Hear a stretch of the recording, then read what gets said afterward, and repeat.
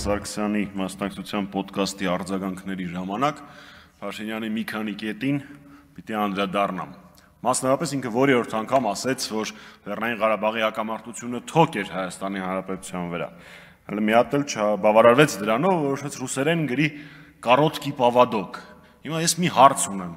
Լավ երկար էր, հա, այդ «Կառոտկի պավադոկը», որ այդ դրա արկայության պարագայում մենք սեպա ենք ստորագրում, որը մինչ օրս դուք փորձում եք իրագործել ու առանձնապես դա ձեր մոտ չի ստացվում։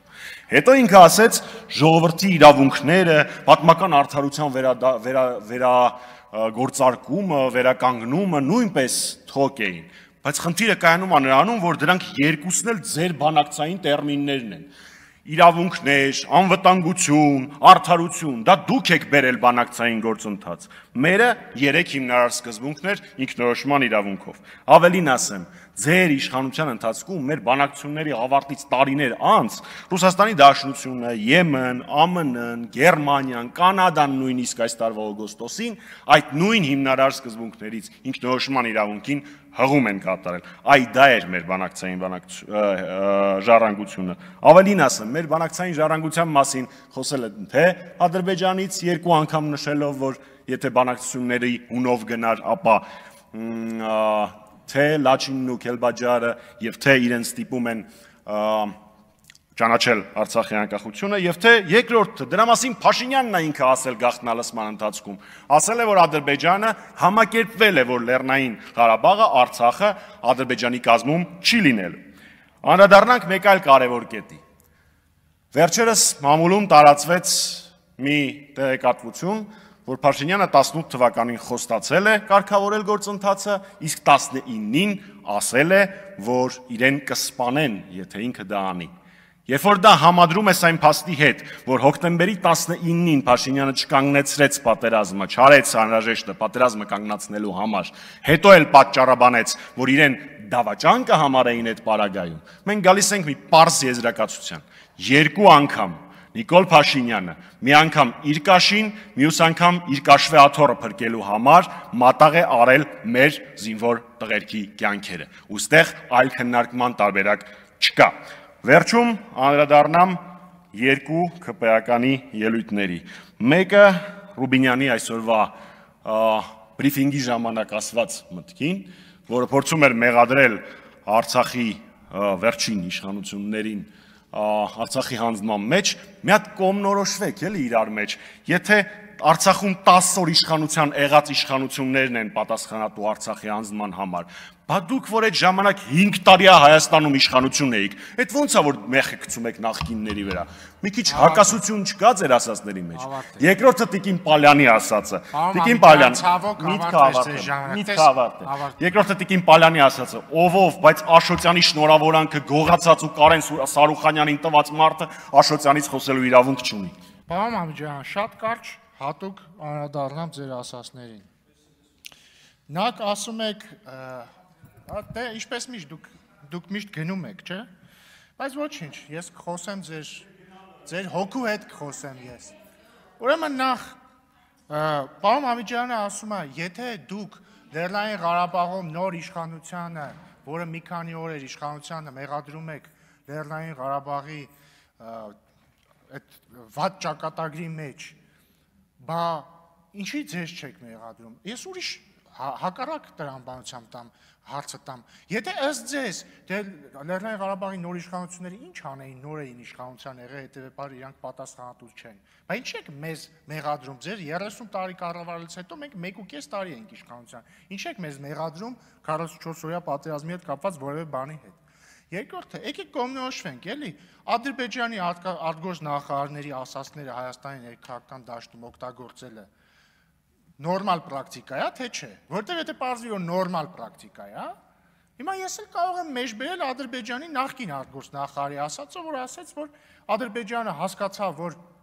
պետք է պատերազմ, որ այսինքն խաղաղ ճանապարհով խնդիրը չի լուծվի եւ պետք է խնդիրը պատերազմով լուծել Ռամբույեի հանդիպումից հետո 2004 թվական, եթե չեմ սխալվում, կամ ասեց, որ այդ ժամանակ Ռոբերտ Քոչարյանը Ալիևի այդ հանդիպման ընթացքում ասել է կներեք, ես պիտի զուգարան գնամ եւ փախելա։ Բայց ես աննորմալ չեմ դա բերեմ մեզ ներքաղաքական դաշտում որպես փաստարկ օգտագործեմ, որտեղ ես չգիտեմ ինքը ճիշտ է ասում թե սուտ է ասում, որտեղ այլ երկրի ներկայացուցիչ է, որը այսքան տարի թշնամության մեջ է մեր այդտեղը։ Ես ինչ բռնեմ իրանց ասածները բերեմ այդտեղ որպես փաստարկ ներկայացնեմ։ Եվ բան նույնիսկ եթե ճիշտ է կապ չունի, ես ոնց կարող եմ ինչ Ադրբեջանի, որևէ պաշտոնյայի ասած օգտագործեմ իմ համակարգացու հետ։ Նույնիսկ եթե այդ համակարգացին ոչ բարով Ռոբերտ Քոչարյանն է կամ Սերժ Սարգսյանն է։ Այ քեզ բան։ Հաջորդը բան թոկերի եւ կարոտկի պավադոկների մասին։ Պարոն Մամիջյանը, որը նոր դուրս եկավ դալիճից, ենթադրաբար արդեն իր կաբինետ է հասնում, զուտ աշխարհագրորեն, որ ես մտածում եմ, իր կաբինետ պետք է հասնելուց լինի, հուսով եմ արդեն ռադիոն կմիացնի եւ կլսի։ Ասում է, բա ո՞նց ենք ստեյպ աստորագրել։ Իսկ ի՞նչ եք ստեյպ աստորագրել։ Կարող է, որովհետեւ չկարողացաք ասոցիացիան համաձայնագիր ստորագրեք Եվրամիության հետ, որովհետեւ Սերժ Սարգսյանին մի օր, ասենք 2013 թվականի սեպտեմբերին, կանչեցին, ասին, չէ, դու դա չես ստորագրելու, ինքն էլ ասեց, լավ։ Թարգմանաբար եմ լավ ասում, էլի, այլ լեզվով ասես։ Կարող է դա պատճառը։ Նես որ ես խորհուրդ եմ տալիս ընդհանրապես ելույթ ունենալուց առաջ մի փոքր մտածել, շնորհակալություն։ Պարոն Ռուբինյան, թույլ տվեք ձեր ասածին անդրադառնալով ասել, որ ես օրինակ ադրբեջանցի պաշտոնյայի այն հայտարարությանը, որ Ռոբերտ Քոչյանը զուգարան գնալու պատրվակով թռել է Ալիևի հետ հանդիպումից, ես հիմք չունեմ չհավատալու, որովհետև օրինակ իր խմբակցությունը այդ նույն գործելավոճն է որդեգրել եւ հնարավոր է որ դա իրականություն է։ Դրա համար կարող ենք այդ մի բանը հնչեցնել, ինչի համար շնորհակալություն ձեզ։ Արգելի հայրենակիցներ, մի քանի արդեն այս վերջի օրերին անընդհատ հարցնում եք, ասում եք, «Էս ինչ խաբար է, որ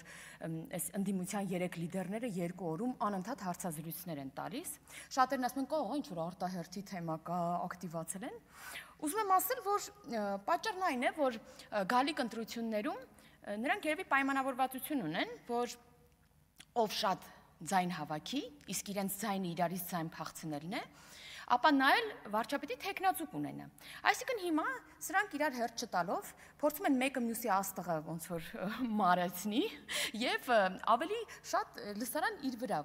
ուշադրություն գրավի եւ դրա համար տենց բան են անում, իրար վրա հարցազրույցներ են տալիս, ինչը բնավ օրինակ ինձ չի անհանգստացնում, վստահ եմ որևէ գործընկերոջ չի անհանգստացնում նրանց իրարից ձայներ խլելու այս պրակտիկան, մեզ այլ բան է անհանգստացնում։ Անհանգստացնում է այդ հարցազրույցների ժամանակ Հայաստանի դեմ տված վկայությունները, իրար հետևից, իրար հերթ չտալով ու հերթական անգամ։ Այ օրինակ են հայր մերը չիմացողը Հայաստանին հերթական անգամ մեղադրեց պատերազմ հրահրելու մեջ։ Այն հոպարի գանձը առհասարակ գնաց հասավ Ամերիկայի Միացյալ Նահանգներ, չեմ ասում, որ մի հատ գերիների մասին խոսակցություն չունեցավ, ոչ մի բան։ Ինքն էլ ասաց, որ օրինակ Լեռնային Ղարաբաղում պարտվելուց հետո մենք իշխանությունը ղարաբաղցիներին տեղափոխել է Հայաստան, այսինքն Ադրբեջանը ոչինչ չի արել, ոչ էթնիկ զտում, ոչ բռնի տեղահանություն, ոչինչ։ Մենք ուղղակի մեր հայրենակիցներին տեղափոխել ենք Հայաստան։ Սրանից լավ Հայաստանի դեմ բան խոսակցություն ուղղակի չի կարող լինել։ Ու տենց շատ բարի դեմքի արտահայտությամբ է դա անում։ Սերժ Սարգսյանի մասին ոչ մի նոր բան չեղավ, շատ հիասթափված եմ, նույն տպավորությունն է, միայն մեկ նորություն իմացա, որ նա այդ ժամին կարողանում է արթուն մնալ, սա միակ բացահայտումն էր երևի ամբողջ հասարակության մոտ։ Ես ուզում եմ ասել, որ այսպիսով նման հարցազրույցներ, եթե մի հատ էլ տակ միջև ընտրություններ, ապա էլ իրարից ձայն փախցնելու կարիք չի լինի, որովհետև ձայն չեք ունենա, որ իրարից ձայն փախցնեք մեր հարգելի գանձեր։ Շնորհակալություն։